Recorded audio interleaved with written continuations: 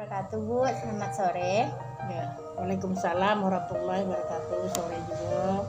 Perkenalkan, saya Geli Ngalti, saya mahasiswa Kesehatan Lingkungan dari Poltekkes Kemenkes Padang. Ya. Maaf sebelumnya Bu mengganggu waktu Ibu. Nah, jadi di sini saya melakukan tugas dari dosen saya, yaitu mata kuliah Pelayanan Kesehatan Lingkungan dan Pengendalian Risiko Lingkungan. Ya. Jadi di sini saya ingin mewawancari Ibu tentang penyakit yang sedang Ibu derita, yaitu flu burung ya Bu ya. Ya. Sebelumnya nama Ibu siapa Bu? Anis. Ibu Anis ya Bu ya. Ya. Umur Ibu berapa Bu? 55. 55 tahun. Pekerjaan Ibu apa ya Bu ya? Ya, rumah tangga. Ibu rumah tangga. Untuk alamat di sini, alamatnya apa ya Bu? Alamatnya Bangko. Bangko Jambi ya Bu ya. Ya. Jambi ya deh. Baiklah Bu, di sini saya akan sedikit bertanya Bu. Kemana Ibu sekitar 7 hari sebelum sakit berkunjung, ataukah Ibu berkunjung ke suatu tempat? Ya atau tidak? Ya. Kemana Bu? Ya, ke tempat saudara. Kemana Bu? Ke rumah tetangga gitu ya Bu ya. Ya. Oh, baik Bu. Kemudian apakah ada di tempat tersebut yang menderita penyakit yang sama dengan Ibu derita? Enggak. Baik Bu. Berapa orang yang sakit seperti ini di dalam keluarga Ibu? Saya Cuman Ibu sendiri ya Bu. Ya. Apakah ada tetangga yang menderita sakit flu burung ini Bu? Ya. Tidak ya Bu. Apakah Ibu memelihara ayam atau bebek Bu? Ya. Apakah Ibu memelihara burung? Ya.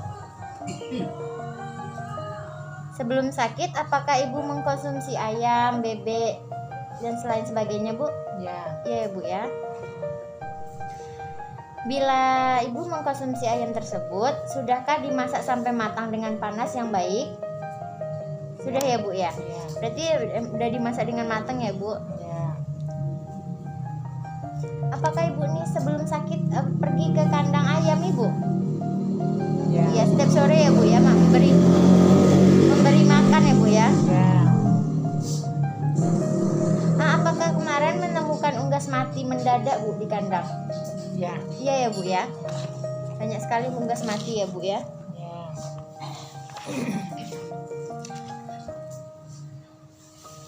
Apakah kandang yang Ibu punya itu terpelihara dengan baik Bu? Apakah bersih dan disemprot dengan alat pencuci hama? Ya. Iya Bu.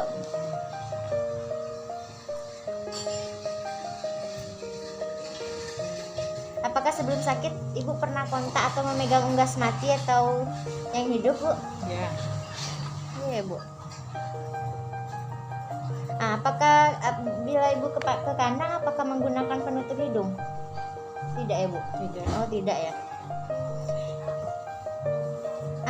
Kotoran unggas itu Ibu jadikan pupuk tanaman nggak Bu? Tidak ya Bu? Enggak. Ibu biarkan saja ya Bu? Ya. Apakah penderita biasanya, apakah Ibu melakukan cuci tangan biasanya Bu dengan sabun setelah memegang unggas? Ya. Oh iya Bu. Baik Bu, terima kasih telah bersedia saya wawancarai. Sekurangnya saya mohon maaf. Sebaiknya setelah Ibu menderitakan penyakit flu burung ini, sebaiknya Ibu menjaga kebersihan dan kesehatan di sekitar. Baiklah Bu, mungkin ini saja dari saya Bu. Kurang dan lebihnya saya mohon maaf.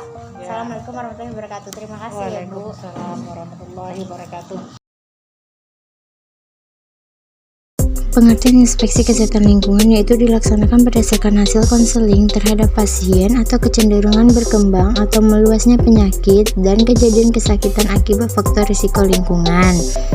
Kemudian untuk metodenya yaitu ada 4. Yang pertama, pengamatan fisik media lingkungan. Kedua, pengukuran media lingkungan di tempat.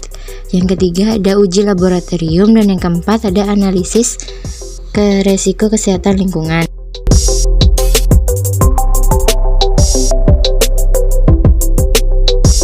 Assalamualaikum warahmatullahi wabarakatuh Bu. Salam warahmatullahi wabarakatuh. Perkenalkan, nama saya Geli Ngalti. Saya mahasiswa Kesehatan Lingkungan Lingkungan Poltekkes Kemenkes Padang. Jadi di sini Bu, saya akan melakukan inspeksi tentang kondisi kandang yang baik. Baik, dapat dilihat bahwasanya kandang ayam terletak kurang dari 2 meter dengan jarak rumah. Kemudian kebersihan kandang ayam tentu saja dapat dilihat keadaannya, yaitu kurang efektif. Kemudian setelah saya melakukan pertanyaan atau konsultasi yang kemarin, bahwasanya banyak unggas yang mati secara mendadak. Setelah itu penderita juga tidak menggunakan penutup hidung atau mulut dan sarung tangan saat pergi ke kandang, dan kemudian kotoran unggas juga tidak digunakan untuk sebagai pupuk, dan dan kondisi kandangnya saat ini sudah sangat tidak layak digunakan kembali, dan di sini sudah tidak ada ayam yang masih hidup. Itu saja Ibu yang dapat saya jelaskan. Terima kasih atas waktu Ibu. Mohon maaf jika ada salah. Saya akhiri, wabillahi taufiq wal hidayah. Wassalamualaikum warahmatullahi wabarakatuh. Terima kasih Ibu. Ya.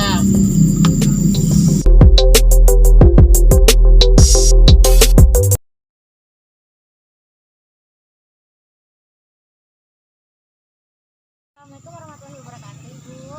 Salam warahmatullahi wabarakatuh. Perkenalkan, nama saya Geli Nafi. Saya mahasiswa Kesehatan Lingkungan Poltekkes Kemenkes Padang.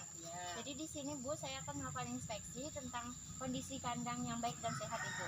Nah, jadi untuk kandang yang baik dan sehat itu Bu, terletaknya itu adalah 10 meter dari lingkungan kita ya, atau dari rumah Ibu.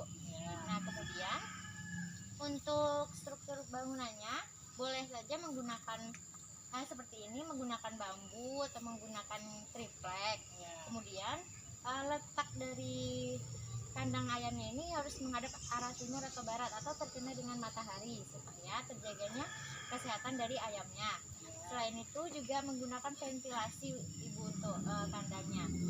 Lalu untuk lantainya itu jika tidak ada menggunakan semen, kita harus setidaknya menggunakan tanah yang dipadatkan, yang kemudian lebih tinggi daripada lingkungan kita agar terjaganya sanitasi Ibu.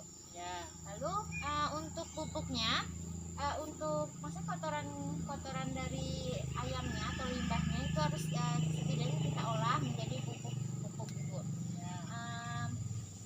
Lalu untuk letaknya ini bisa sebaiknya jangan diletakkan dengan di lingkungan seperti di lalu lintas Ibu, karena akan terganggunya si hewan tersebut, si ayam tersebut.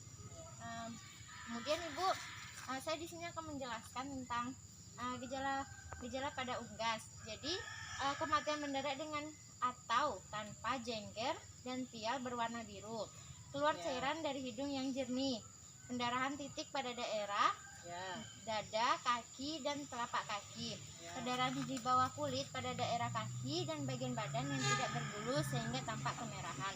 Nah, untuk penularan flu burungnya ini Bu, penularan flu burungnya ini kontak langsung dengan unggasnya yang sakit atau mati melalui leleran hidung, kotoran, air minum, dan kontak dengan pernapasan. Maksudnya di sini Bu, Ibu jika ada unggas yang mati kemudian Ibu pegang dan terkena Ibu, jadi bisa saja penularannya dari situ. Kemudian kontak dengan lingkungan yang tercemar virus flu burung yang berasal dari kotoran atau leleran atau cairan yang ada di paru atau hidung dan mata unggas. Nah, untuk mencegah flu burungnya ini Bu, yang harus dilakukan yaitu yang pertama itu cuci tangan dengan sabun setelah kontak dengan unggas, untuk menjaga kebersihan ya Bu ya.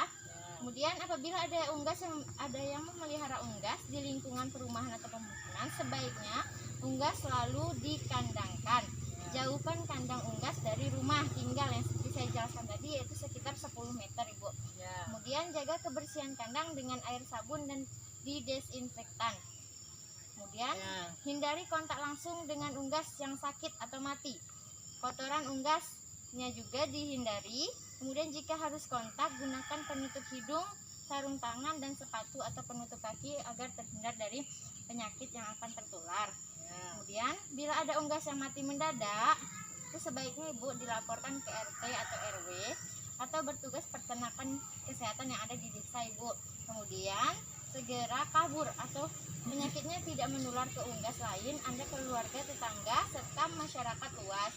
Kemudian vaksinasi tertarget pada peternakan yang terinfeksi pada peternakan komersil, Bu. Nah, untuk yang terakhir, Bu, masaklah daging dan telur unggas sampai matang. Sebelum dimakan, virus flu burung bisa menular melalui daging dan telur unggas yang tidak dimasak sampai matang, Ibu. Jadi virus flu burung ini bukan hanya karena dari percikan liurnya, Bu, tapi juga karena juga bisa terjadi di daging ayam tersebut, Ibu.